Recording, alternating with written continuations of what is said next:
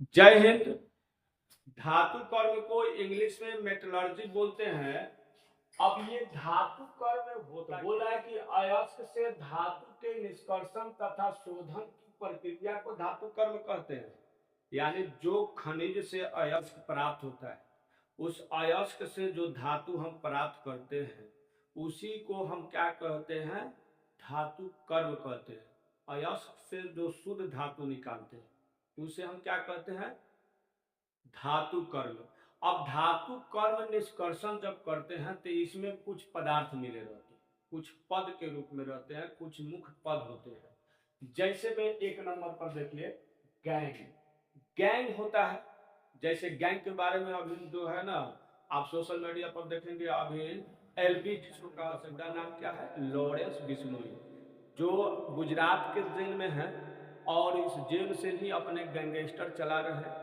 वो भी एक गैंग बनाया है। तो इसी तरह ये गैंग है, तो ये अयस्क में गैंग के रूप में रहता है। तो इस गैंग को दूर करेंगे कि ना? गैंगस्टर बुराई है और ये क्या है? कानून के खिलाफ होता है, इसलिए कानून के खिलाफ आप नहीं जा सकते हैं। हमारा सर पड़ी है न्यायालय, हमको जो कहेगा वही हम कर रहे हैं। तो जो ऐसा करता है, गैंग चलाता है, वो तो अपने भारत के दुश्मन जानी दुश्मन। उस गैंग का बात नहीं हो रहा है। हम इधर किताब रसायन शास्त्र के धातु कर्म में गैंग का बात कर रहे हैं। तो इस गैंग के बारे में हम जानेंगे कि गैंग क्या है, जिसको इंग्लिश में भी गैंगे कहते हैं। गैंग क्या है कि पृथ्वी के परत से प्राप्त अयस्क में कुछ अक्षानीय पदार्थ मिले रहते हैं, उसे गैंग कहते हैं। यानी जो पृथ्वी के परत से जो खनिज निकालते हैं अयस्क के रूप में, उसमें कुछ अक्षानीय पदार्थ जैसे बालू, मिट्टी, खर पतवार, कुछ ना कुछ तो मिला होगा। तो उसी पदार्थ को हम गैंग कहते हैं। इसमें हर जात के लोग आ गया कि ना, बालू आ गया, मिट्टी आ गया, हर प्रकार के चीज इसमें क्षणिक हो गया। उसी तरह गैंग जो चलाता है ना, उसमें भी हर प्रकार के हर जात के लोग रहते हैं। तो आगे देखिएगा, उस गैंग का बात नहीं हो रहा है, ये केमिस्ट्री वाला गैंग का बात हो रहा है। दूसरा है निस्तापन। निस्तापन क्या है? इसको इंग्लिश में कैल्सिनेशन कहते हैं। वायु के अनुपस्थित में गर्म करके धातु के ऑक्साइड में परिवर्तन करते हैं। वायु के अनुपस्थित में, यानी वायु नहीं रहेगा, तब गर्म करके धातु को ऑक्साइड में परिवर्तन करते हैं ना, उसी को निस्तापन कहते हैं। और ये उस धातु के लिए होता है जिसके साथ कार्बोनेट मिला रहता है।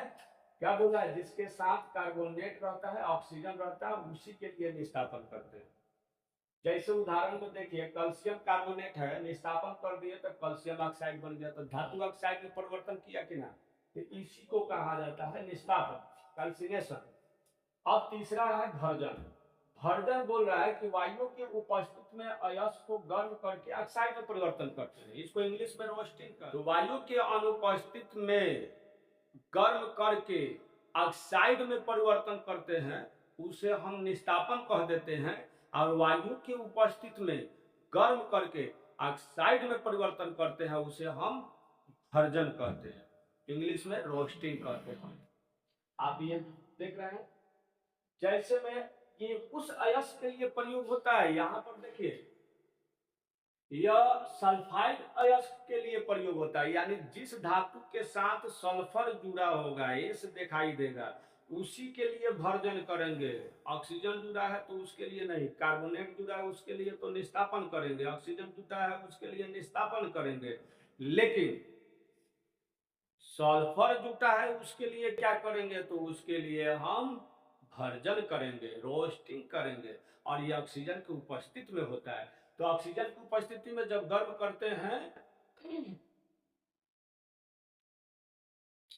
ऑक्सीजन की उपस्थिति में जब गर्म करते हैं और ऑक्साइड में धातु को परिवर्तन करते हैं, उसी को इंग्लिश में रोस्टिंग, हिंदी में भर्जन कहते हैं। अब ये जो है सल्फाइड अयस्क के लिए प्रयोग होता है। 2ZnH प्लस CO3O2, ये O2 ऑक्सीजन की उपस्थिति में, सल्फाइड है, जिंक सल्फाइड है। तो बोला ना है कि सल्फर जिसके साथ जुटा उसी के लिए, तो ऑक्सीजन की उपस्थिति में गर्म करेंगे तो जिंक ऑक्साइड बन गया। तो ये जिंक ऑक्साइड जो बना सल्फर था, इसलिए हम भर्जन कर देते हैं। अगर कार्बोनेट ऑक्सीजन रहेगा तो हम निस्तापन करेंगे। इस प्रकार अगर हमारे वीडियो आपको अच्छा लगे तो सब्सक्राइब करेंगे। अच्छा लगेगा तब सब्सक्राइब करेंगे, नहीं तो वीडियो को डिलीट कर देंगे, मोबाइल से छोड़ेंगे नहीं, मोबाइल में डिलीट मार देंगे। और आगे हमारे वीडियो को देखते रहें।